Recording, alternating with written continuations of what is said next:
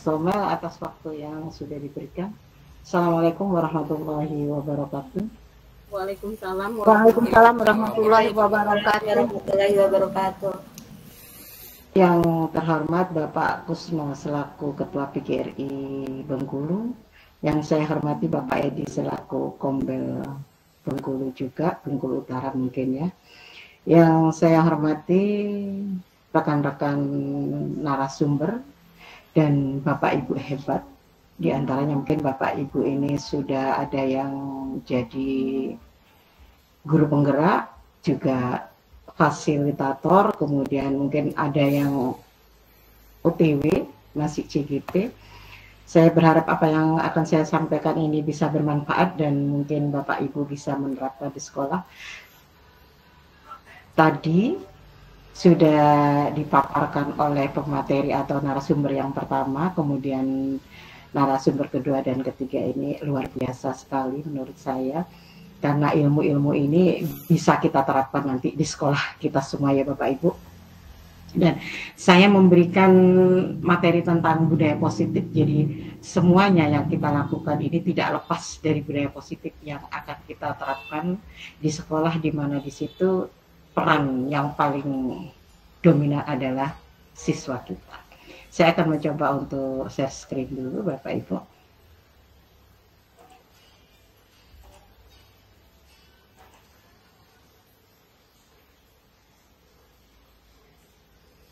Sudah terlihat nggih Bapak Ibu?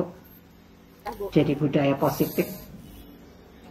Budaya positif itu adalah, budaya positif merupakan perwujudan dari nilai-nilai atau keyakinan universal yang diterapkan di sekolah.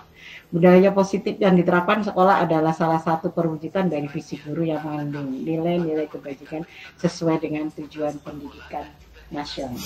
Bapak Ibu guru yang hebat, pada saat ini kita harus tahu, kita paham anak didik kita ini terlalu, apa ya saya katakan, terlalu asik dengan gadget. Jadi mereka tidak lepas dari gadget itu. Jadi terkadang dia ada di samping kita, dia bersama teman-temannya, tapi dia tidak menghargai. Artinya dia asik dengan dunianya sendiri. Nah, hal-hal seperti ini mulai kita kikis sedikit demi sedikit dengan budaya positif yang akan kita terapkan bersama-sama di lingkup sekolah kita atau di rumah. Dalam budaya positif terdapat satu disiplin positif, kemudian ada segitiga restitusi, ada 3, 5 posisi kontrol guru, dan yang keempat yaitu tentang keyakinan kelas. Tentang disiplin itu sendiri Bapak Ibu adalah suatu kondisi yang terbentuk melalui serangkaian tindakan yang menunjukkan nilai-nilai kepatuhan dan ketaatan. Salah satu nilai karakter tersebut selalu ditanamkan guru di sekolah. Dengan harapan apa? Dapat menciptakan iklim belajar yang kondusif. Artinya siswa belajar di sekolah itu ada perasaan aman, nyaman. Ya, jadi kalau misalnya anak datang ke sekolah itu dengan perasaan gembira, mungkin karena penyambutan kita atau interaksi kita itu dengan anak sangat baik. Atau bisa dimulai dari dengan 3S, senyum, sapa, salam. Jadi anak merasa, oh aku datang ke sekolah, saya datang ke sekolah ternyata disambut oleh guru-guruku, guru yang cantik, bapak yang ganteng, seperti itu. Jadi anak merasa dihargai, anak merasa diayomi, aku loh disambut, berarti aku dihargai di sini lah. Peran seperti ini, Bapak Ibu guru berdiri di gerbang untuk menyambut siswa datang. Ini sudah nilai poin khusus bagi anak-anak. Sudah ada poin positif di sana. Ternyata guruku sangat baik hati. Mereka mau menyambut saya, walaupun mereka tidak tahu apa latar belakang saya berasal dari mana, dari keluarga yang bagaimana. Nah, mereka lepas dari itu, Bapak. Jadi mari kita membudayakan hal-hal yang positif pada anak didik kita. Nah, yang dimaksud disiplin positif adalah suatu pendekatan untuk menerapkan disiplin dari dalam diri anak tanpa hukuman dan hadiah. Disiplin positif perlu diterapkan baik dalam lingkungan keluarga maupun lingkungan sekolah. dengan menerapkan disiplin positif, diharapkan tindak kekerasan dapat dihindari.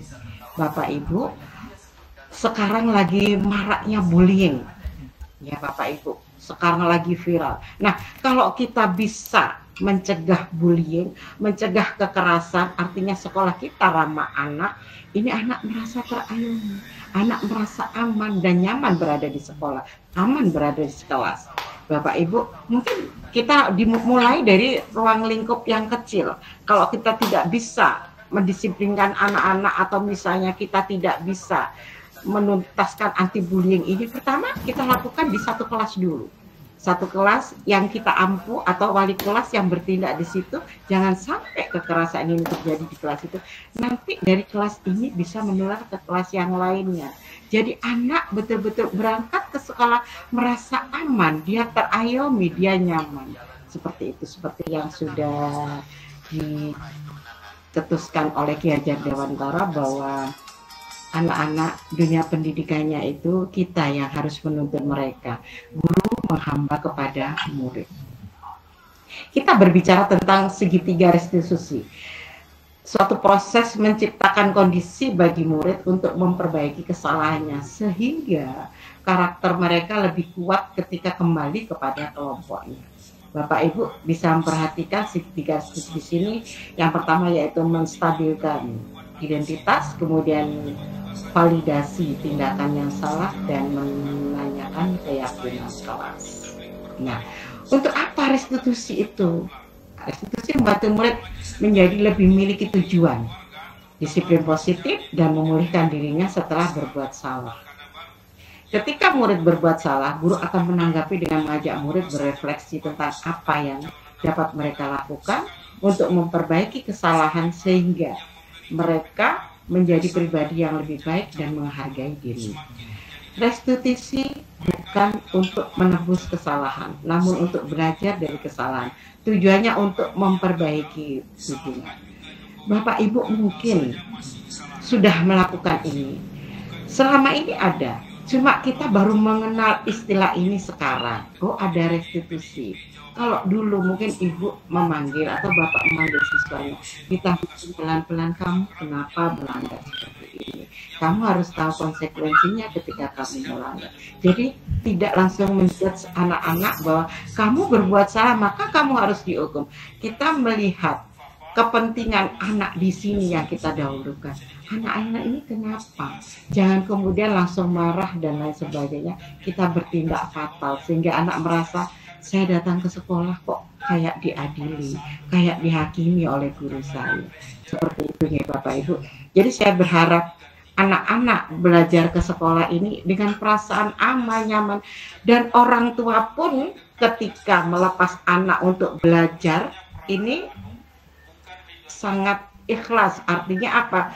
Saya percaya ketika anak saya sekolahkan di SMP ini atau di SD ini, mereka bakal menjadi anak yang berkarakter. Nah, Bapak Ibu, karakter anak ini terbentuk juga karena lingkungan. Pertama, terbentuk dari keluarganya, yang kedua terbentuk dari sekolah dan lingkungan sekitar. Kalau lingkungan anak-anak ini negatif, sementara kita tidak bisa memberikan aura yang positif, maka anak akan mengikuti arus yang salah. Contohnya, ketika anak asik bermain game di kelas misalnya, karena kita tidak menutup mata dan kita tidak menutup telinga bahwa dunia ini ada di genggaman anak-anak pada saat anak-anak sudah memegang gadget. Mereka bisa melakukan apapun, mereka bisa melihat dunia di sebelah mana, di belahan mana dia bisa melihat. Tapi kita tetap harus bisa mengarahkan. Jangan Bapak Ibu ketika mengajar di kelas, memberikan materi, kemudian silakan buka internet ini, dikasih tugas ini, dan Bapak Ibu tidak mengecek, kadang lepas kontrol. Nah, anak sekarang pinter-pinter ya Bapak Ibu, jangankan yang SMP, yang SD itu juga sudah mulai, sudah pinter dia bermain HP. Akhirnya setelah dia membuka tugas, setelah berikutnya juga membuka game. Ya, ini yang harus kita perhatikan dan betul-betul perlu penanganan khusus agar anak-anak ini tidak terlena dengan dunia gadget yang membahayakan. Nah, untuk langkah-langkah restitusi, yang pertama menstabilkan identitas. Jika anak berbuat salah, maka ada kebutuhan dasar mereka yang tidak terpenuhi. Bagian dasar segitiga restitusi memiliki tujuan untuk merubah orang yang gagal karena telah berbuat kesalahan menjadi orang yang sukses. Jadi tidak bisa kita serta-merta menyalahkan anak. Jadi harus dicari dulu permasalahan apa, akarnya harus dicari dulu. Tidak mungkin anak melakukan kesalahan tanpa sebab. Jadi Bapak Ibu harus hati-hati dalam hal ini, karena kenapa saya bilang seperti ini Bapak Ibu, mohon maaf, karena sekarang juga sedang viral ketika kita mencubit siswa kita. Ini ada orang tua yang tidak terima ketika anaknya dicubit, dan ini bisa berakibat fatal kalau sampai anak ini bisa berceloteh kepada orang tuanya. Yang hal kecil semacam cubitan ini dikatakan cambukan, ini bisa berbahaya ini.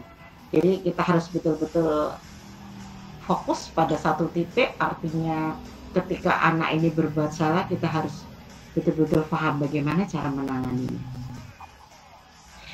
Kemudian yang kedua yaitu validasi tindakan yang salah. Konsep langkah kedua adalah kita harus memahami kebutuhan dasar yang mendasari tindakan anak berbuat kesalahan. Menurut teori kontrol, semua tindakan manusia baik atau buruk pasti memiliki maksud dan tujuan. Seperti yang saya katakan tadi, tidak mungkin anak melakukan sesuatu hal tanpa alasan. Kemudian yang ketiga, menanyakan keyakinan. Langkah ketiga yaitu menanyakan keyakinan. Teori kontrol menyatakan bahwa kita pada dasarnya termotivasi secara internal. Ketika langkah 1 dan langkah 2 sukses dilakukan, maka anak akan siap untuk dihubungkan dengan nilai-nilai yang dia percaya dan berpindah menjadi orang yang diinginkan. Di sini ada contoh kasus. Ketika kasus 1, siswa membolos saat guru rapat. Seorang siswa yang bernama Rido kemarin dilaporkan tidak mengikuti pelajaran dikarenakan membolos sekolah karena bapak atau ibu guru sedang rapat. Nah, ini percakapannya. Assalamualaikum Bu, waalaikumsalam. Saya mendapat laporan bahwa kemarin kamu bolos saat bapak ibu guru sedang rapat. Apakah itu benar? Iya Bu. Lalu kalian pergi kemana dan apa yang kamu lakukan? Saya pergi ke pasar Bu, di sana banyak baju baru kesukaan saya. Kemudian ini menstabilkan identitas. Baik, setiap orang pasti pernah melakukan kesalahan. Coba kamu pikirkan, pergi ke pasar manfaatnya apa? Tidak ada Bu. Lalu membolos yang kamu lakukan kemarin itu benar atau salah? Salah Bu. Saya sudah melanggar aturan dan membuat ibu menjadi cemas. Dan juga bisa dimarahi oleh ayah saya kalau ketahuan membolos. Seperti itu. Bapak Ibu, ketika anak ini diajak berbicara baik-baik, kemudian dia diajak untuk anggap kita sharing, kita menanyakan secara langsung, tidak langsung, kamu berbuat salah, hukumanmu ini, ayo kamu ini. Nah, ini akhirnya anak bisa trauma ya Bu. Anak bisa trauma dan dia merasa bahwa setiap apa yang saya lakukan kalau salah berarti ada hukumannya di situ. Dia tidak mengenal konsekuensi di sini. Dia hanya mengenal bahwa kalau saya salah harus dihukum. Nah, ini yang jadi bumerang bagi kita Bapak Ibu. Karena apa? Akhirnya dengan hal yang demikian anak ini takut untuk mengeluarkan inspirasinya, untuk mengeluarkan pendapatnya. Dia merasa takut kalau saya bicara pasti ibu guru ini marah. Kalau saya bicara pasti saya dihukum. Akhirnya anak ini kerdil hatinya. Dia merasa ciut hatinya. Kalau nanti saya bicara dihukum, kemudian saya dilaporkan ke orang tua. Nanti sampai di rumah saya dihukum juga dengan orang tua saya. Bapak Ibu jangan mengkerdilkan anak. Kalau hati anak ciut ini, anak tidak bisa berkembang dengan baik. Artinya akan merasa tertekan. Untuk yang seperti ini memang ada apa ya istilahnya sangat miris kalau misalnya kita tiba-tiba marah kemudian anak itu merasa terpojok dengan hal yang sudah dilakukan. Dia merasa bersalah, tapi dia seakan-akan kok saya dihakinin ya, kok ibu ini nggak tanya alasannya kenapa, seandainya tanya kan saya bisa menjawab, saya bisa menjelaskan. Ada sebagian guru yang mungkin karena guru itu juga punya problem, dan problem itu dibawa ke sekolah, akhirnya ketika anak berbuat salah serta-merta dihukum tanpa sebab akibat, artinya tanpa ada penjelasan anak ini bolosnya kenapa. Jadi seperti itu Bapak Ibu. Jadi mari kita sama-sama mengkoreksi diri kita agar nantinya tidak ada hal-hal yang sedemikian. Kemudian untuk 5 posisi kontrol. Konsep 5 posisi kontrol guru mencakup 5 peran yang dapat diambil oleh guru atau orang tua dalam mengendalikan perilaku murid. Kelima posisi kontrol tersebut adalah penghukum, pembuat merasa bersalah, teman, pemantau, dan manajer. Yang pertama yaitu posisi penghukum. Guru yang mengambil posisi ini cenderung menggunakan hukuman fisik atau verbal. Mereka sering mengancam dan menekan siswa dengan pernyataan seperti patuhi peraturan saya, atau patuhi aturan saya, atau awas. Sikap ini dapat membuat murid merasa marah dan mungkin bersikap agresif. Bapak Ibu, ketika di posisi ini, anak mungkin takut, tapi di belakang ini anak tetap apa? Tetap membangkang, artinya dia tetap melanggar. Jadi takutnya hanya di depan. Ini adalah posisi penghukum.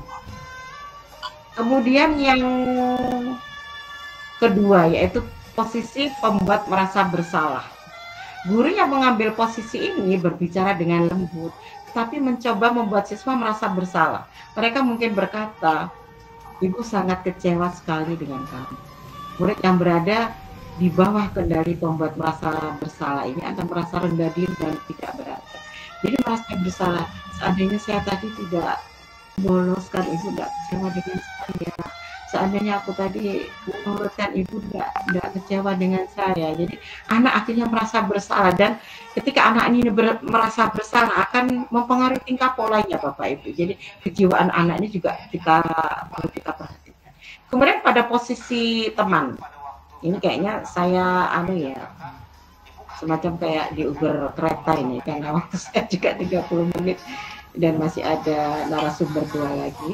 Yang ketiga yaitu posisi teman. Guru yang mengambil posisi teman mencoba mempengaruhi murid dengan cara positif atau negatif. Mereka mungkin mencoba untuk menjadi teman baik murid dengan mengatakan, ayo bantulah demi Bapak ya. Namun nanti dapat membuat murid tergantung pada guru tersebut dan tidak mandiri. Bapak Ibu mungkin pernah mengatakan hal tersebut. Ayolah nak, kamu masa enggak nanti kalau Bapak ada gimana, kalau Ibu nanti ditegur kepala sekolah gimana kalau kamu enggak nurut. Jadi anak ini akhirnya merasa dibela sama Bapak Ibu guru, kemudian anak ini merasa kalau dia membuat kesalahan bisa intinya apa minta ini ya dibackingin gitu. Kok saya tadi gini. Nah, Bapak Ibu guru juga harus bisa boleh berposisi teman, kan kita harus lihat konsepnya seperti apa. Kemudian yang 4 yaitu posisi pemantau. Posisi ini melibatkan pengawasan dan penerapan aturan. Guru yang mengambil posisi pemantau akan menggunakan konsekuensi dan catatan untuk mengendalikan perilaku murid. Mereka akan bertanya tentang peraturan yang dilanggar dan jadi anak kalau melanggar artinya membuat salah. Misalnya ketika anak ini menumpahkan air di kertas temannya, maka konsekuensinya dia harus mengganti kertas itu. Nah ini anak berarti kalau saya berbuat ini, jadi serta-merta ada sebab akibat dari apa yang dia lakukan, kemudian konsekuensinya apa itu nyambung gitu loh Bapak. Jadi jangan seperti kalau misalnya katakanlah guru matematika ketika anak melanggar ini hukumannya lari lapangan, ini sudah beda konteks gitu ya Bapak Ibu.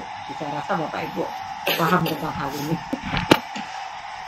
Kemudian yang terakhir yaitu posisi manajer. Posisi terakhir adalah manajer, di mana guru berusaha untuk bekerja sama dengan murid.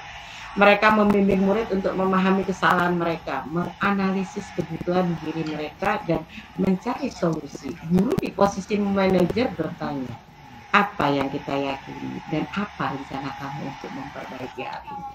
Jadi ketika anak berbuat kesalahan, paling tidak mereka ditanyakan apa alasannya, kemudian mereka bisa mencari sendiri. Misalnya, ketika anak terlambat datang sekolah jam 7, kamu tahu nak, sekolah ini masuknya jam berapa? Jam 7, Bu. Ya, kamu terlambat. Kenapa kamu terlambat? Karena saya bangunnya terlambat, tidak ada yang membangunkan. Nah, kita bisa, anak bisanya, lah terus kalau tidak ada yang membangunkan, apa yang harus kamu lakukan? Anak mungkin berpikir, oh saya harus menyembunyikan beker, bu, alarm. Nah, ini mereka mencari solusi sendiri terhadap masalahnya sendiri. Seperti itu nih Bapak Ibu. Kemudian tentang keyakinan kelas. Keyakinan kelas berupa pernyataan-pernyataan universal yang dibuat dalam bentuk kalimat positif. Keyakinan kelas tidak dibuat dalam jumlah banyak sehingga mudah diingat dan dipahami oleh semua warga kelas. Keyakinan kelas merupakan sesuatu yang dapat diterapkan di lingkungan kelas tersebut dan tujuannya diterapkan untuk membangun budaya positif di lingkungan sekolah. Dengan adanya keyakinan kelas di setiap kelas, diharapkan mampu mewujudkan tujuan dari pendidikan yang lebih berorientasi pada nilai luhur Pancasila, yaitu tentang profil pelajar Pancasila. Bapak Ibu, ketika anak ini diberi keyakinan kelas, mereka akan berpikir akan menjaga kelasnya sesuai dengan yang sudah disepakati. Jadi kalau anak melanggar dengan kesepakatannya sendiri, berarti dia menelan ludahnya sendiri, seperti itu ya Bu. Jadi Bapak Ibu bisa menanyakan apa keinginanmu sebetulnya untuk menjaga kelas kita supaya kondusif, supaya kelihatan bagus, nyaman. Nah, ini beda keyakinan kelas dengan peraturan kelas. Kalau keyakinan kelas menghindari kalimat-kalimat negatif, kemudian dibuat dan disepakati oleh murid. Murid mengetahui konsekuensi jika dilanggar. Sementara peraturan kelas atau tata tertib ini memakai kalimat-kalimat negatif, kata dilarang, harus, wajib, dan lain-lain. Dibuat oleh sekolah. Murid tidak mengetahui konsekuensi jika dilanggar. Bapak Ibu, untuk peraturan dan keyakinan kelas ini beda sekali. Karena apa? Karena kalau peraturan kelas ini hanya satu sisi, artinya satu orang yang berperaturan sementara yang lain harus mentaati. Sementara kalau keyakinan kelas ini bersama. Jadi anak-anak untuk melanggar ini sekali. Karena apa? Karena memang sudah kesepakatan mereka. Karena mereka sudah melontarkan, sudah mengungkapkan, saya udah pingin kelas saya sebegini, saya pingin kelas saya begini.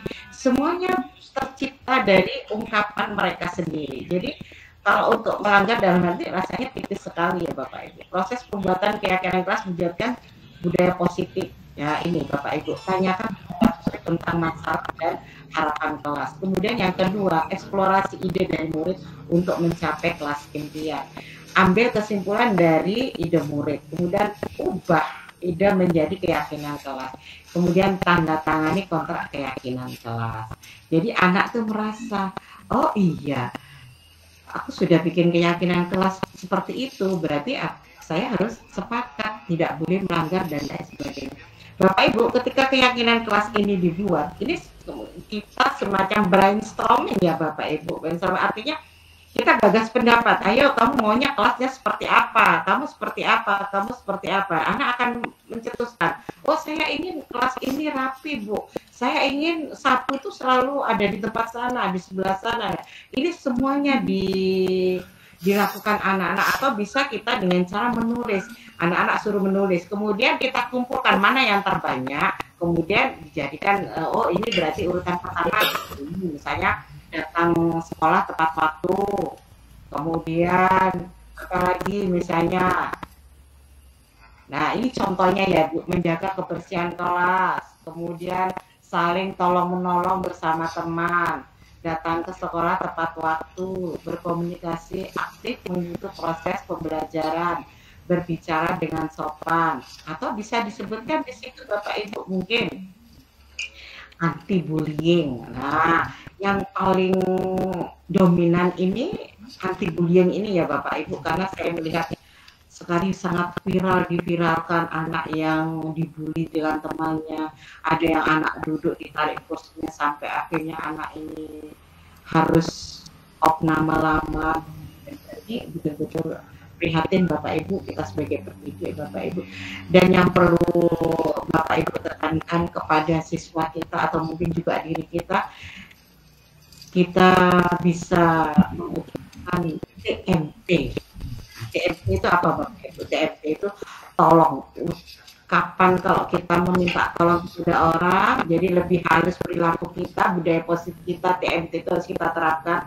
Tolong, kemudian ucapkan maaf pada saat kita membuat kesalahan. Setelah itu ucapkan terima kasih apabila kita menerima sesuatu dari orang lain. TMT ini juga perlu kita flurkan ke anak didik kita agar anak didik kita mempunyai perilaku yang positif, kemudian bahasanya santun, tingkahnya sopan dan lain sebagainya. Dan kita melihat anak-anak didik seperti itu ya Bapak Ibu. Nah Bapak Ibu, mungkin ini kita sudah di penghujung, ini di slide terakhir ini yang kita tunggu.